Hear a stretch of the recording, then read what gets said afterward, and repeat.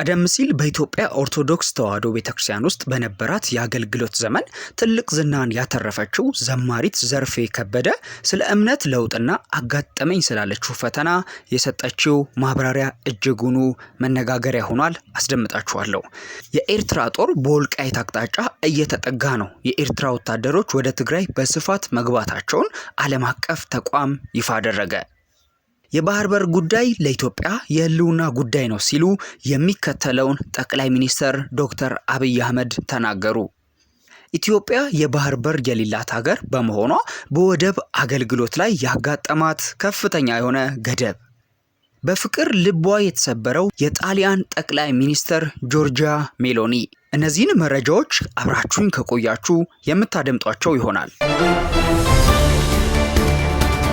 ቀደም ሲል በኢትዮጵያ ኦርቶዶክስ ተዋሕዶ ቤተክርስቲያን ውስጥ በነበራት የአገልግሎት ዘመን ትልቅ ዝናን ያተረፈችው ዘማሪት ዘርፌ ከበደ ስለ እምነት ለውጥና አጋጠመኝ ስላለችው ፈተና የሰጠችው ዝርዝር ቃለ ምልልስ በአማንያንና በቤተክርስቲያኗ ደጋፊዎች ዘንድ ሰፊ መነጋገሪያ ሆኗል።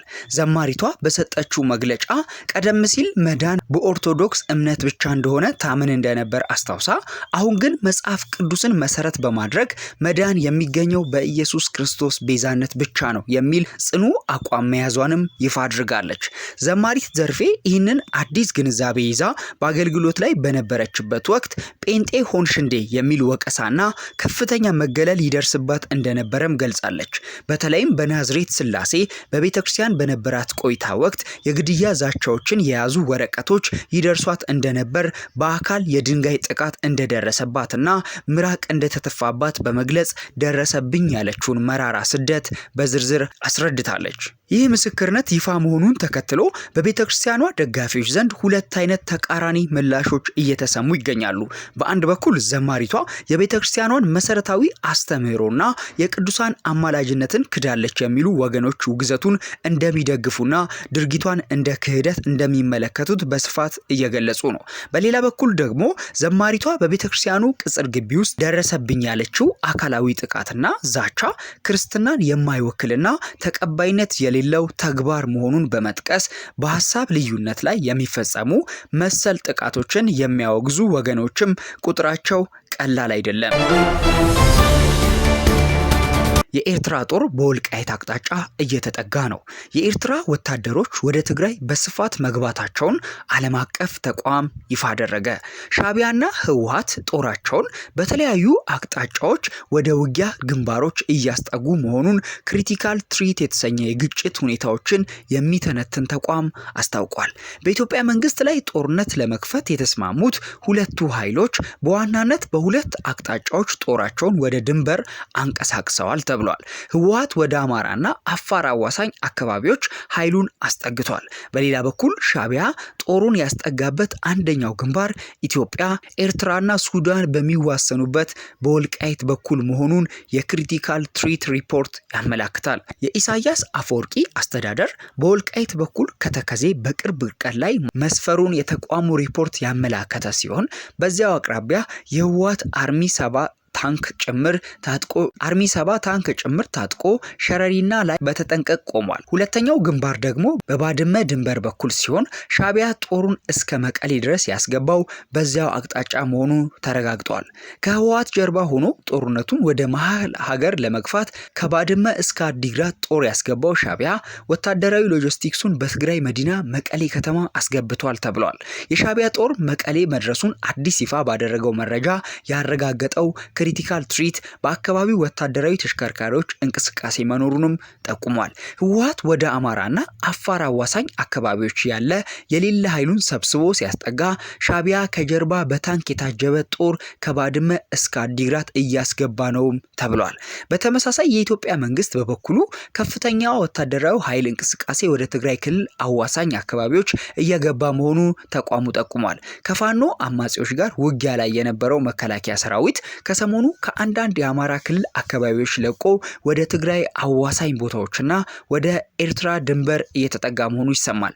በአንድ ጎራ በተሰለፉ ሻዕቢያና ህወሓት በኩል የጦርነት ዝግጅቱ እየተደረገ ያለው በኢትዮጵያ ግዛት ውስጥ መሆኑን ሪፖርቱ አመላክቷል። ከህወሓት ጋር የተቀናጀ ሻዕቢያ አይቀሬ ነው ለተባለለት ጦር እየተዘጋጀ የሚገኘው በኢትዮጵያ ድንበር ውስጥ መሆኑን ተቋሙ በካርታ አስደግፎ ያወጣው ሪፖርት ያመላክታል።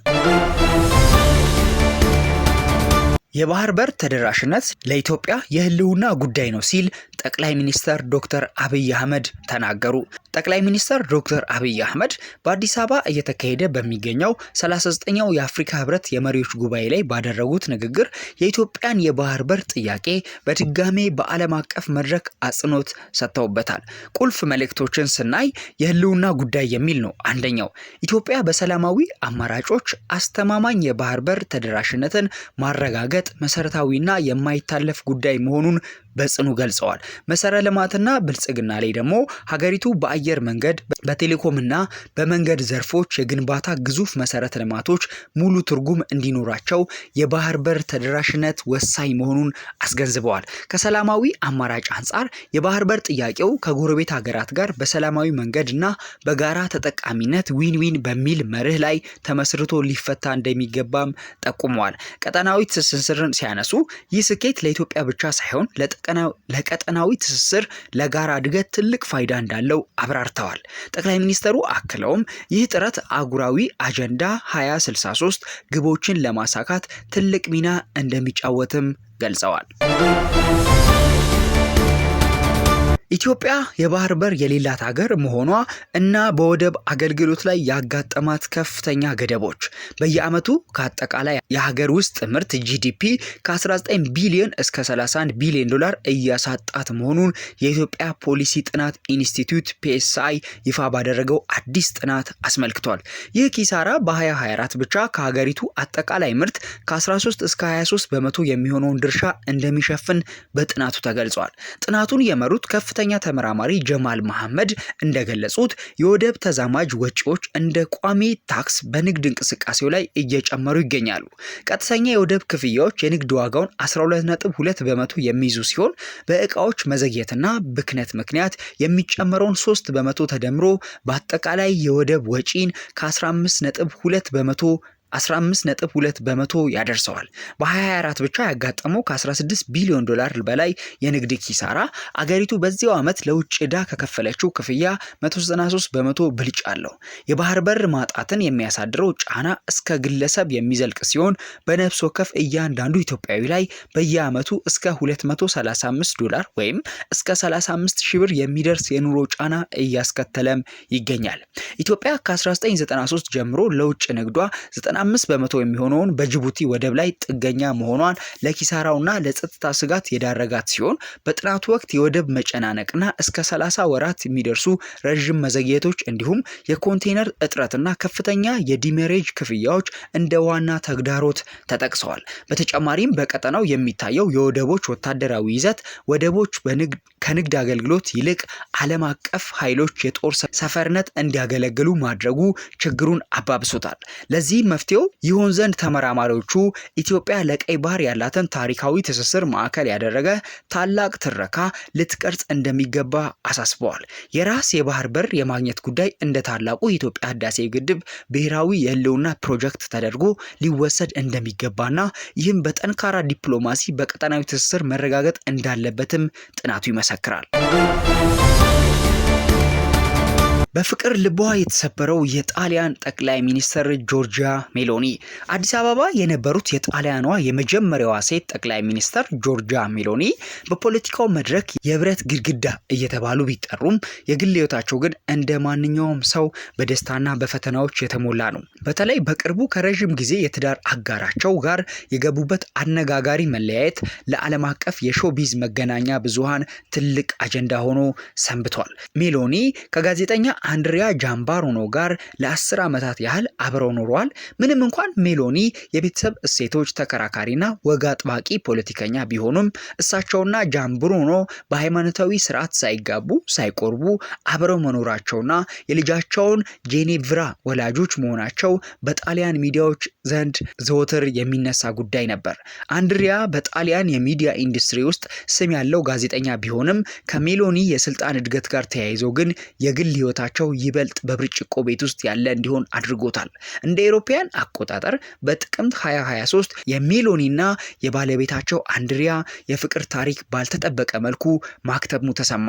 መለያየቱ የመጣው ጃምብሩኖ ስትሪሺያና ላቶዚኔ በተሰኘው የቴሌቪዥን ፕሮግራም ላይ ከስራ ባልደረቦቹ ጋር የጾታ ስሜት ቀስቃሽና አላስፈላጊ ንግግሮች ሲያደርግ የሚያሳዩ የተቀረጹ ድምጾች ይፋ መደረጋቸውን ተከትሎ ነው። ሜሎኒ ይህ መረጃ በወጣ ማግስት አንዳችም ማመንታት ሳይታይባቸው በፌስቡክ ገጻቸው ላይ ከአንድሪያ ጋር የነበረኝ የ10 ዓመት ግንኙነት እዚህ ላይ አብቅቷል በማለት የግል ኑሯቸውን ለህዝብ ይፋ አደረጉ። ከመለያየቱ በኋላ ሜሎኒ ለልጃቸው ያላቸውን ጥበቃና ፍቅር ይበልጥ አጠናክረዋል። ጠቅላይ ሚኒስትሯ የግል ህይወታቸው ለስራቸው መሰናከል እንዳይሆን ባሳዩት ብርታት የብዙዎችን አድናቆት አትርፈዋል።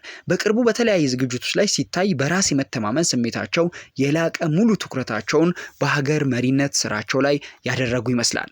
በሾቢዝ ዜናዎች መሰረት ጆርጅ ሜሎኒ አሁን ላይ ሲንግል ሲሆኑ ምንም አይነት አዲስ የፍቅር ግንኙነት ውስጥ ስለመግባታቸው የሚጠቁም መረጃ የለም። ይልቁንም የግል ህይወታቸው ከፖለቲካዊ ግዴታቸው ጋር ተሳስሮ አሁንም በዓለም ዙሪያ በሚገኙ የፓፓራዚ ካሜራዎች እይታ ውስጥ እንዳሉ ናቸው። ሰላም ውድ ቤተሰቦቼ፣ የሰዓቱ መረጃዎች እንዲሁም ጥንክሮች እነዚህን ይመስላሉ። በሌላ መረጃ እስክንገናኝ መልካም ጊዜ